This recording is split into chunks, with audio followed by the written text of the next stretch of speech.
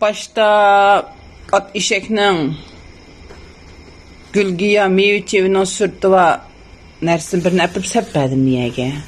Onu 2 gün jitip vetvergin çıkarıp etkenki man appedim qilirak gedep. Ülüşkün keptike ülüşkün sippesem bununla vetvergin çıkarıp yitiptim bunu da kılıp. Sen hakkı nime toşuydu ey? Ha? Baskıllah. Mata işkital dehma işkin ağam memakit qilinke mavu deb. Sopi sen kıldırmamışsın ammini? Ha? Patem. Bugünden başlap biz günden başlap biz 21 günlük seferimizi başlattık bula bilemem. Mışlarını sindiri. Hacı bir oturuq men. Bugünkü vazifemi tamamladık. Tününkü vazifemi tamamladım. Bunun içinde Rəna, Şirin, Banola tutuq bəməydi bana.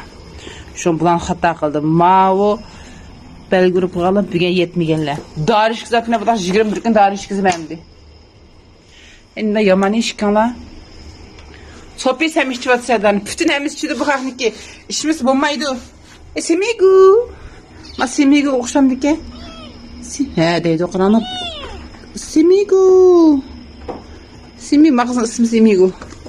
Bana ismi Patem. Çünkü bulamında gitti qırağına. Ekin yaptınız ne?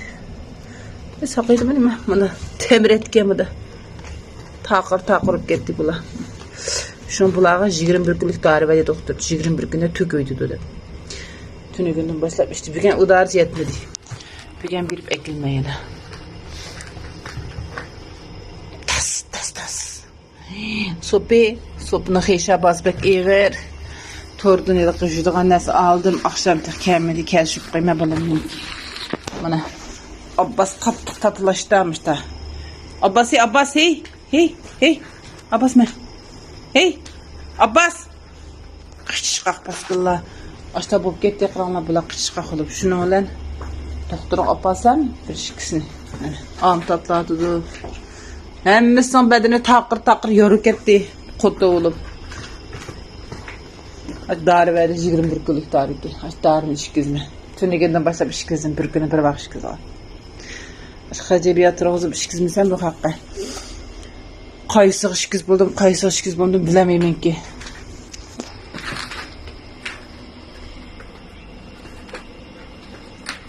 Oh. Mustafa oui.